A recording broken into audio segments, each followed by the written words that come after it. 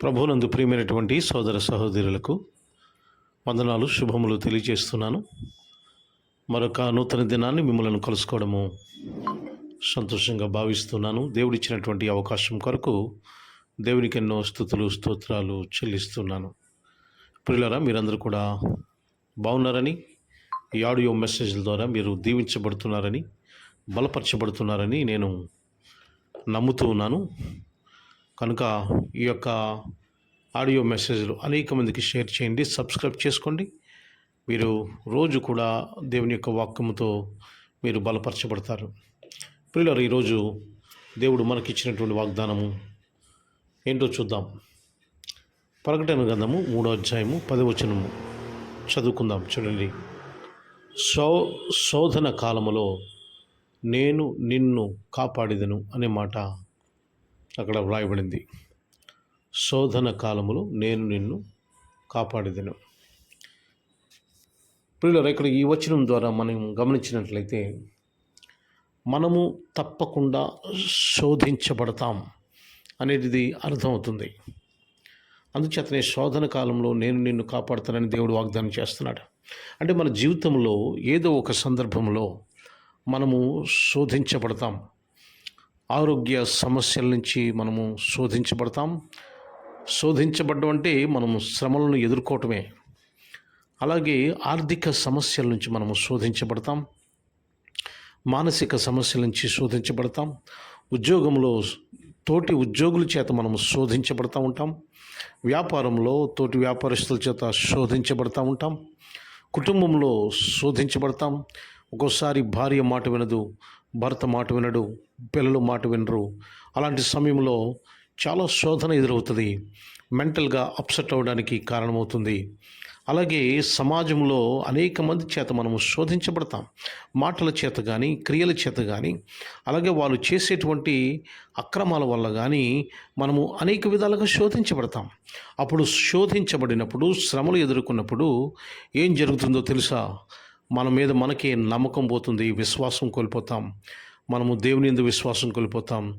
మన మీద మనకు నమ్మకం పోయి మనము నిరాశ నిస్పృహలోనికి మనము వెళ్ళిపోవడానికి అవకాశం ఉంది. కనుక ప్రియమైన సహోదరి సహోదరులు, అటువంటి సందర్భంలో దేవుని సహాయము కావాలి. దేవుడు సహాయం చేస్తానని ఆయన మాట ఇచ్చాడు ఆల్రెడీ. కనుక ఎప్పుడైతే చూడండి, ఒక మాట చెప్తూ ఉంటారు, సమస్యలు ఉన్నప్పుడే, కష్టాలు ఉన్నప్పుడే ఒక మనిషి పక్కన నిలబడాలి, ఆయనకి సహాయకరంగా ఉండాలి. అంతా బాగున్నప్పుడు ఉండినా పర్వాలేదు, లేకపోయినా పర్వాలేదు, కానీ కష్టం ఉన్నప్పుడు మాత్రం ఒక వ్యక్తి పక్కన మనము, మన యొక్క బంధువులు కానీ స్నేహితులు, వారి పక్కన మనం నిలబడాలి అని పెద్దలు చెబుతూ ఉంటారు. కనుక ప్రియమైన సహోదరి సహోదరులారా, గాడ్ హెల్ప్స్ ఇన్ ట్రిబులేషన్. దేవుడు మన యొక్క సమస్యలలో ఉన్నప్పుడు దేవుడు తప్పకుండా సహాయము చేస్తాడు. ఆయన ఇచ్చిన వాగ్దానము నెరవేర్చే దేవుడు. ఈరోజు ఏ శోధన చేతనైనా మీరు బాధించబడుతూ ఉంటే, ఏ శోధన చేతనైనా మీరు కుమిలిపోతూ ఉంటే, ఏ శోధన చేతనైనా మీరు భయపడిపోతూ ఉంటే ఏమీ భయపడవలసిన అవసరం లేదు.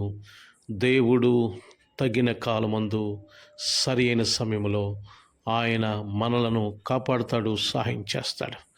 దేవుని వాగ్దానమందు విశ్వాసం ఉంచండి ప్రియులారా. దేవునితో చెప్పుకొని మీరు ఏమి శోధించబడుతున్నారో దేవునితో చెప్పండి. మీ సమస్య ఏంటో దేవునితో చెప్పండి.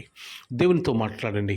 ఆయన దృష్టికి తీసుకెళ్ళండి. తప్పకుండా ఒక పరిష్కారం అనేది మనకి దొరుకుతుంది. ఎవరు పరిష్కరించలేనటువంటి సమస్యలను దేవుడు పరిష్కరిస్తాడు.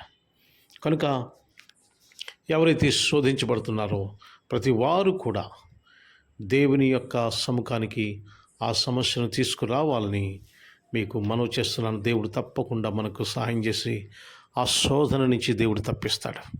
దేవుడు మిమ్మలను, మీ కుటుంబాలను దీవించి ఆశీర్వదించును గాక. ఆమేన్. ప్రార్థన చేద్దాం. నాతో మీరు తల వంచి కళ్ళు మూసుకొని ఈ ప్రార్థనలో ఏకీభవించండి. ప్రేమగల మా ప్రియ పరలోకపు తండ్రి, మీ ఘనమైన శ్రేష్టమైన నామానికి వందనాలు, స్తోత్రాలు, స్తుతులు చెల్లిస్తున్నాం ప్రభువా. ఈరోజు మా ప్రియ బిడ్డలందరినీ కూడా దీవించండి, ఆశీర్వదించండి, బలపరచండి. శోధన నుంచి తప్పించండి. శోధన ఎదుర్కోవడానికి తగిన బలమును ప్రసాదించమని కోరి ప్రార్థన చేస్తున్నాను. ఎవరైతే అనారోగ్య సమస్యలు ఉన్నారో వారికి ఆరోగ్యం ఇవ్వండి, స్వస్థత ఇవ్వండి ప్రభువా. ఎవరైతే రుణ సమస్యలు ఉన్నారో వారికి నాయన విడుదల దయచేయమని కోరుతున్నాను. ఎవరైతే కుటుంబ సమస్యలు, వ్యాపారంలో సమస్యలు, ఉద్యోగంలో సమస్యలు ఎవరైతే ఎదుర్కొంటున్నారో వారికి ప్రభువా నాయన మరి గొప్ప విడుదల దయచేయమని కోరి ప్రార్థన చేస్తున్నాను. ఈ రోజంతట్లో మీ కృప కాపుదల అందించండి. మీరే ఘనత, మహిమ, ప్రభావములు పొందమని ప్రభువైన యేసుక్రీస్తు నామమున మిక్కిలి వినయంతో అడిగి వేడుకుంటున్నాం.